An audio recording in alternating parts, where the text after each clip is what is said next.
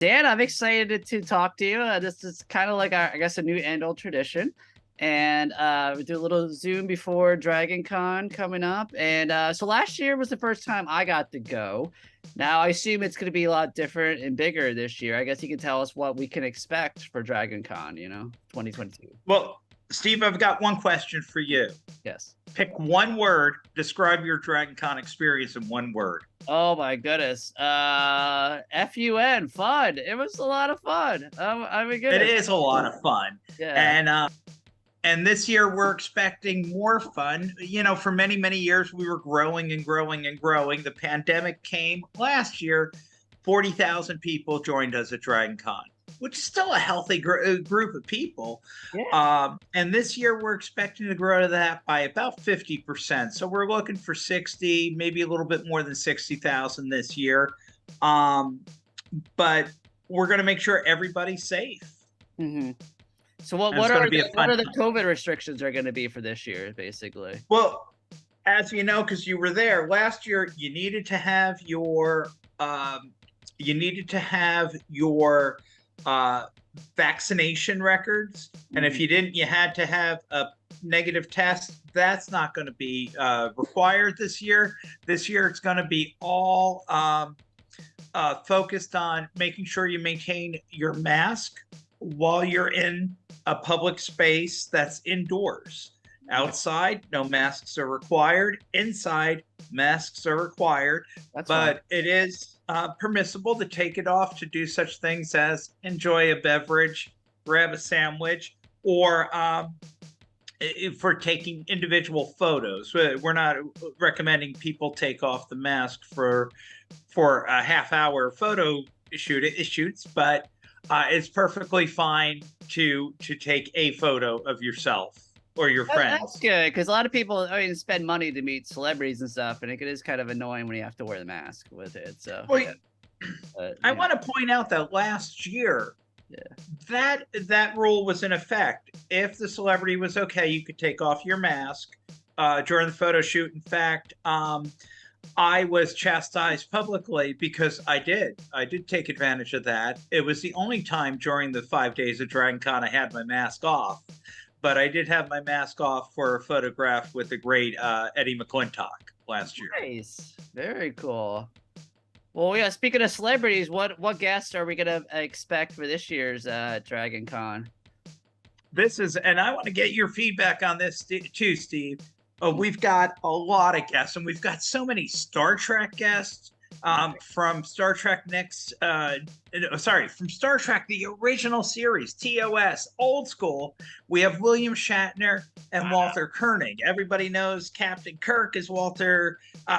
Sorry. I have spoken before, Steve, I assure you. Everybody knows Captain Kirk is William Shatner. Walter Koenig is, it's amazing. He is Chekhov. And he also starred in Babylon 5 in the 90s. Oh, cool. I didn't know he was in Babylon 5 back then. That's cool. Nice. And have you gotten a chance to watch Star Trek Strange New Worlds? Not yet. A lot of people tell me how great it is, though. So yeah, I need to check out Below Deck too. That's been a lot of people raving about that one too. Between the two, and I've watched all the new Star Trek shows. Star Trek Strange New Worlds just absolutely captures what I'm looking for in a Star Trek. And we have Anson Mount, who plays Captain Pike, and he also played Black Bolt in the recent Doctor Strange movie. Yeah. We got Jess Bush, who is just phenomenal as Nurse Chappelle. Ethan Peck, who is just amazing. He is now my favorite Spock. And rounding out, we have Christina Chung coming. So we've got a healthy group of folks from Star Trek Strange New Worlds, but we also have people from Star Trek Discovery, including Blue DeBario and Ian Alexander, who were just announced yesterday. And we also have Anthony Trapp, who is just phenomenal in the show. So we've got a lot of Star Trek representation, but that's not all.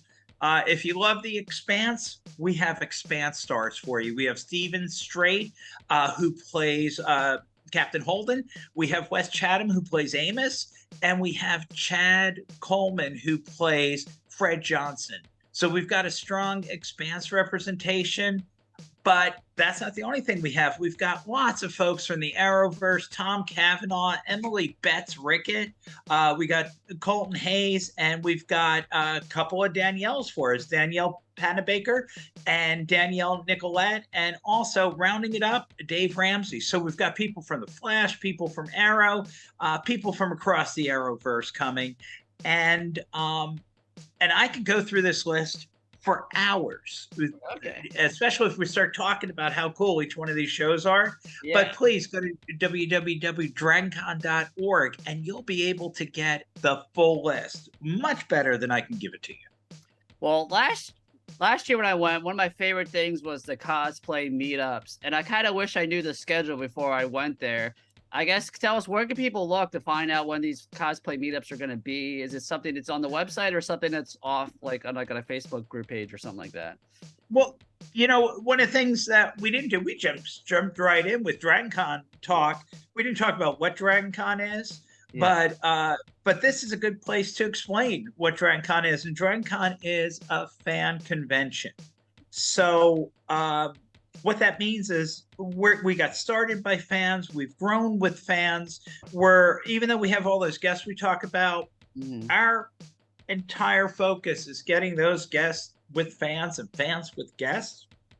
And when it comes to costuming, that came organically. That was just part of what we were. And it grew and grew and grew. And those fan meetups, those are actually run by fans.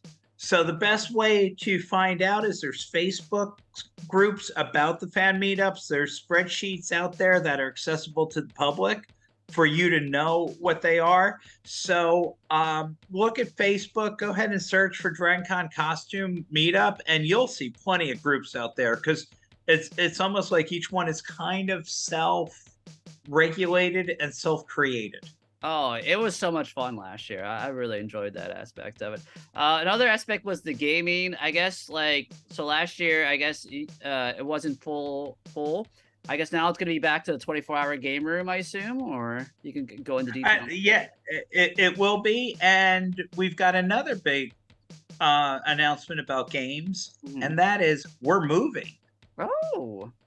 So for many years, we've been in America's Mart Building 1. And America's Mart Building 1 is going through a renovation, which will prevent us from being able to use the space this year. Oh. So we have gone to America's Mart Building 3. Okay. And have you been to the dealers and comic area? Yeah, which I forget which building that was in, but yeah, I went to Building 2. Okay. And catty corner to that, I'm always happy anytime I can use the term catty corner. Catty corner to that is Building 3, where we'll have the game. And it's going to be an exciting turn this year. Very nice. So what can people expect in the dealer's room? I know there's going to be a lot of comic book artists. I think I went to some panels there last year. What else? Picture this: you get in you go through the line, you get into the building, you go up an elevator or escalator, and it takes you to the comic and pop art alley, and that's an entire floor of Building 2 dedicated to nothing but our comic book creators. With over 115 comic book artists and writers, and other pop art people and creators, because we have some folks who are artists, but they're not quite artists in the sense that they would be in the art show. They're artists in a much more weird way and much more amazing way. And those vendors are going to be on that comic and pop art. Then you go back to the escalator that you like so much. You go up one more floor, and that's where we have one of the largest nerd flea markets in the world.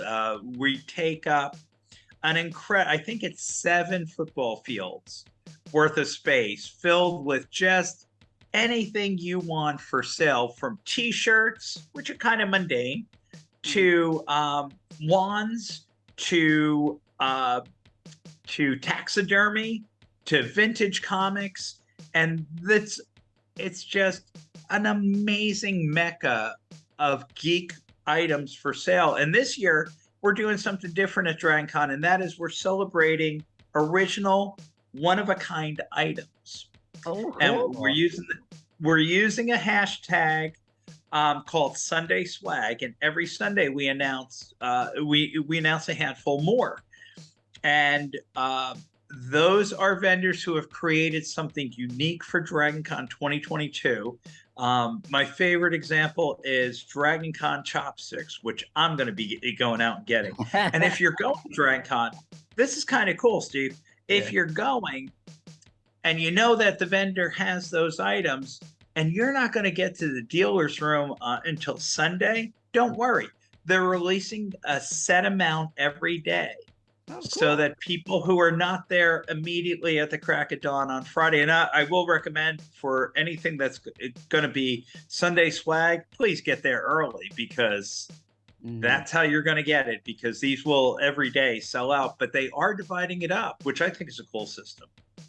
Very cool. Well, one of my favorite things about going to conventions are the after parties. Now, though, other cons, you got to be on a list or someone to get into. This one, it's all DragonCon. It's all there. That was one of my favorite aspects going to DragonCon. What are the theme after parties you got for each year? I mean, each night you got coming up. Well, I want to correct one thing, Steve, so that you and I are on the same page. There are no after parties at DragonCon. Oh, because DragonCon's going 24 hours. You're right. Absolutely.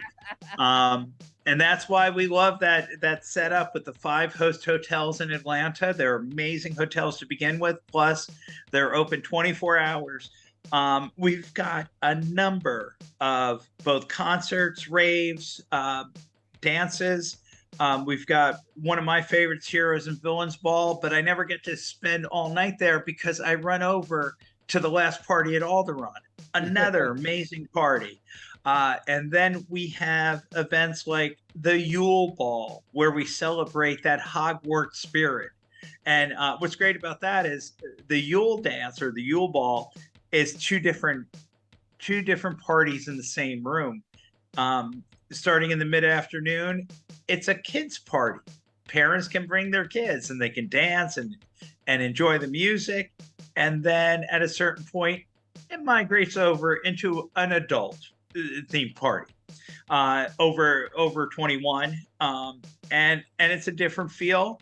But that's one of the things that's great about DragonCon. And in daytime, it is a family-friendly organization that I would take my grandkids to, or my kids. And if you stick around until it gets late, it's a place where adults can cut loose, enjoy themselves, do whatever they want to do, and within reason. We do have laws, but it's a place for them to let go and experience and just be an adult hanging out with other adults. I love that. Cool. Well, I think I touched everything that I loved from last year. I guess, was there anything else we should know about? Any other fun surprises? Or well, two things. I want to talk about something serious more than fun. Yeah. And that is, you came to DragonCon, you saw a DragonCon with 40,000 people as opposed to 85 in 2019. And yet we raised more than we had ever raised, over $120,000 for Big Brothers Big Sisters. Aww. It's something that means a lot. I actually was a volunteer Big Brother for a while. That's awesome. It's something I think works and helps people. But this year we're doing an organization called Open Hands Atlanta. And we're trying to beat that 120,000, which was a big increase, even with the smaller capacity. Now we got a bigger capacity, and we want to do that. And Open Hand, what they do is they bring food to people who cannot bring food, who cannot get food because of disabilities or injuries or illnesses. And what's great is they go out of the way to make sure they are bringing food that is healthy. And they have a saying, food is medicine. And I think it's part of the healing process. And we really support them. Our DragonCon superheroes have gone out many years to help them out on special volunteer days. And many DragonCon folks are regular volunteers for them. But we're trying to raise a lot. So that is very important. And along with that is the Robert A. Heinlein Pay It Forward blood drive. And that's a blood drive we hold. And every year we set the record for each year for the largest blood drive at any convention in America of any type. That is amazing. And we're going to continue doing that, and we're really proud of that. So it's not just come and have fun. It's be part of a community and share and give back. And one of the ways we give back, of course, is our famous Draenkon Parade down Peachtree Street every year. Oh yeah, I didn't get to experience that last year, so I know you had it sort of capacity, but yeah, that I forgot about that. That's a well. really Last year we did not. You could not come to the parade without a badge, and of course you, Steve, you can come sit in our reporter corral. Okay. And actually be part of the parade at some point, which is a service we give to reporters. But for everybody else, it's available on DCTV on YouTube, and it's also available for those people in Atlanta on CW69. Very cool. Yeah, awesome. Well, Dan, I look forward to it. It's coming up soon. Labor Day weekend in downtown Atlanta, DragonCon. I can't wait. The experience. Steve, always a pleasure. Thank you so much. And for more information, dragoncon.org. They've got all your information. All right. Well, Dan, hopefully I'll see you this year. So at it. I'll be around somewhere. Yeah. Come to the parade. I'm always at the parade. Okay. That sounds like a good idea. We'll meet up at the parade. That's the one time I put on a costume. I'll be John Hammond from Jurassic Park. Yeah. It's an easy costume. Very cool. Well, Dan, thank you so much. Appreciate it. Namaste.